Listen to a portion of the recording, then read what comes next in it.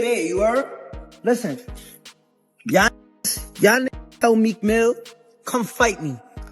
Tell Meek Mill I want to fight that one-on-one, you heard? And I don't even got to trip about money and all that, because I got more money than... 6ix9ine just came for Meek Mill with fire in his eyes. And this time, it ain't just jokes or trolling games. That's the you pussy. That's the you pussy. Ain't you security? This is security? That's security, nigga, you pussy. Look, shut up. Shut up. And you with a cop. You way out. And look, you tight. And you with police. And you with police, nigga. Look, that cop. That nigga. Now that Meek's name got dragged into that wild Diddy scandal circus, 6ix9ine saw the perfect opening and pounced. You already know these two been locked in beef for years, but now, it's on a whole new level of messy. This drama between 6ix9ine and Meek Mill didn't just start yesterday. Nah, this heat been simmering since 2018. That's way before any of them Diddy boy toy rumors started swirling. Back then, when 6ix9ine got picked up on those heavy-duty federal charges, he flipped fast, like instant noodles fast. He gave up names like it was roll call in court. You a bitch here, right here, fraud on the ground like you was that. Baby, my nigga, groovy in the lane, swerving with me, eating gat. Dog, real boss, make a call, nigga. You a bit back. The man turned into a full-blown courtroom performer, pointing fingers like it was a talent show. The whole rap game was watching, and Meek was one of the loudest voices calling him out. Said what everybody was thinking. Straight up betrayal. Meek always pushed that real one image, standing tall on prison reform, justice, and staying solid. In a 2018 interview, he even said he wanted to guide 6ix9ine a little, warning him, you give out that certain kind of energy, and that energy actually comes back. That wasn't no shade, that was a whole warning. But fast forward to 2020, and things went from tension to straight chaos.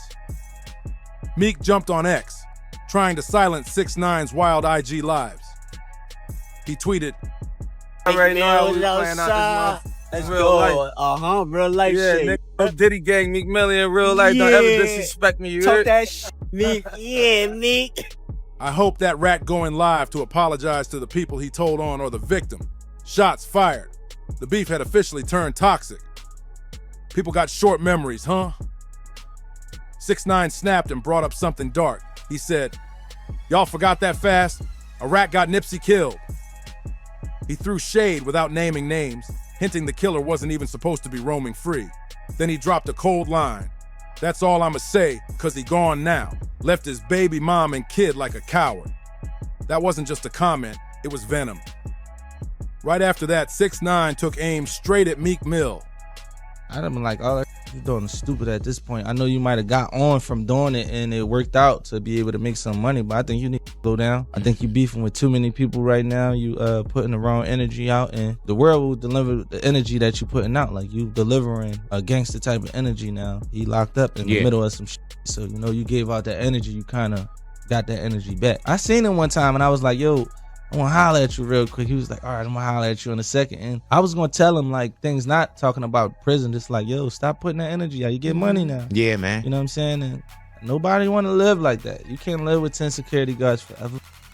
He clapped back at Meek's tweets with, imagine having a newborn baby come into the world and be pressed about a Mexican with rainbow hair. Yikes. That hit hard, especially since Meek had just had a kid with Milan Harris. Instead of soaking up those newborn moments, he was out here beefing with a troll. What? Yo, wait a minute. Wait, You didn't hear this? No! And Meek, he couldn't help himself. He jumped back on X, trying to sound like a rapper mid-cypher, calling 6ix9ine a keyboard informant and saying all this online drama was for his sons, like he's out here raising mini-soldiers. Then Meek tried switching the whole tone, talking about cops taking out people in the streets, while 6ix9ine was busy trolling grieving families. He accused 6ix9ine of feeding chaos to rich folks behind the scenes, using his mess like entertainment for the elite. Meek made it sound like 6ix9ine was nothing more than a puppet for clicks. And when 6ix9ine tried to crawl back into the spotlight with that wild Gooba release, Meek wasn't having any of it. He tore the track to shreds, called the comeback embarrassing, and clowned 6ix9ine's whole look. He tweeted, "That new song trash, we heard that LOL." No mercy. But here's the thing. 6ix9ine don't fold under clowning. Instead, he spun it right back, calling Meek's whole image fake. Said Meek only acts woke when the cameras are rolling and all that prison reform talk, just for the show. He made it sound like Meek's whole activist vibe was just for clout. Jason Haight, the property manager, didn't hold back when he spilled the tea. Champagne was spiked, son. Like, all the champagne was spiked. Everybody was passed the out. I don't drink, so I was playing that off like I don't drink. I smoke. Like, I smoke and I had my own weed, but like everybody was passed out. Yo, Diddy had that man in the room. Look, yes, I put my ear to the door and I brought the phone because Diddy started going in overdrive. I ain't know what the was going on, but I just heard balls slapping against ass cheeks. I heard struggling to take. I heard being like, yeah, daddy. Like when he started all that daddy this and daddy that, and then I heard some hollering and struggling. Like, yeah, I kept the phone there and I recorded all this because I was like. He said the mansion looked straight up filthy. We're talking broken liquor bottles, used condoms, blood-stained sheets, razor blades, lube on the dressers, and even the marble floors were sticky with who knows what. Embrace yourself. It gets nastier. He claimed there was half an ounce of nose candy on the floor, panties tossed in the bushes like confetti, and 2 iPhones just abandoned like lost secrets. And this was all before the party even got started. Word is, Diddy allegedly changed all the bedroom locks and made sure he was the only one with keys. He even brought in his own smoke detectors, except folks say those had hidden cameras tucked inside them. That now viral clip of Meek getting caught in a seriously awkward moment? Yeah, the one where his cheeks were allegedly getting clapped by Diddy? People say that was filmed that same wild night. And the twist. Hey, what's up, King Son? Man, you doing it, man. You deserve it, Daddy. You putting in that work. Proud of you. I love you. Yeah.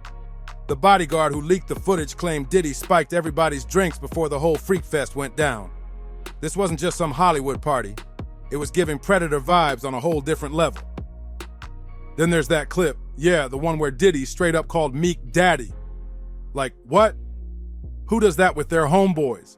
Twitter exploded. Memes, flames, clowning. Meek caught strays from every direction.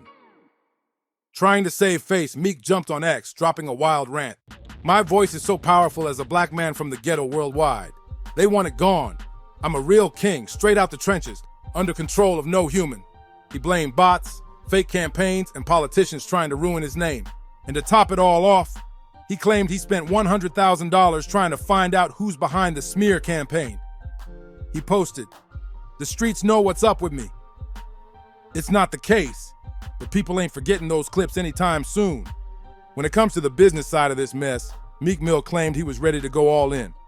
He said, "I got $100K for a thorough investigation of who's powering and how exactly my name connect to this." Sounded real convincing. But where the proof at? No receipts, no follow-ups, just more cryptic tweets and vague rants. Now folks are questioning, was it all talk? If you got the money and your name's being dragged, why not clear it once and for all? Or is it all just smoke and no fire? And this ain't just fan theories floating around. In one of those bombshell lawsuits filed by Lil Rod, he straight up said Diddy was messing around with a rapper from Philly, one who used to date Nicki Minaj. Sleeping right, we sleeping. Nah. We sleeping right next to each other. Pause. So like, would you like you just? Not for real. I get it, but I slept right here. He slept right there. Let's be real. Who else comes to mind? That hint got people raising eyebrows and piecing together dots that maybe shouldn't even be touching the same page. Then 6ix9ine slid into the convo during a wild chat with academics. He casually dropped that Diddy once slept right next to him. Like what? Street Talk says that was a clean subliminal shot at Meek, like tossing him into that same freaky bed by association. And if there's one thing 6ix9ine does best, it's mock people. He lives to throw shade with a smile. This was payback season for him. Every time Meek tried to hand him an L, 6ix9ine kept receipts, and now he's throwing them back like grenades. So here we are, with 6ix9ine, academics, And the whole internet locking in on Meek Mill like it's open season. Is it all just rumors? Could be. But the web is flooded with wild takes.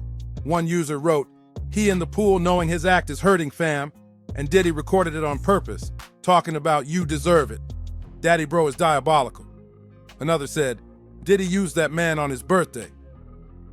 I bet Meek hates birthdays now." And someone else added, "It's wild how at all these Diddy parties, drugs, spiked drinks, freak-offs, nobody ever fought, nobody screamed, just peace with brother love. Man, the silence is almost louder than the noise." So what do you think? Did Meek Mill just get caught slipping in the middle of Diddy's empire crashing down? Or is there something way deeper going on behind those velvet ropes?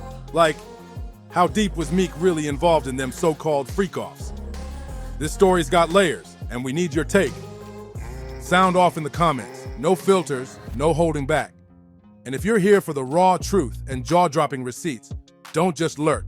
Hit that like, smash subscribe, and share this with someone who needs to see it. We're just getting started. Next bombshell, already loading up. See you in the next one.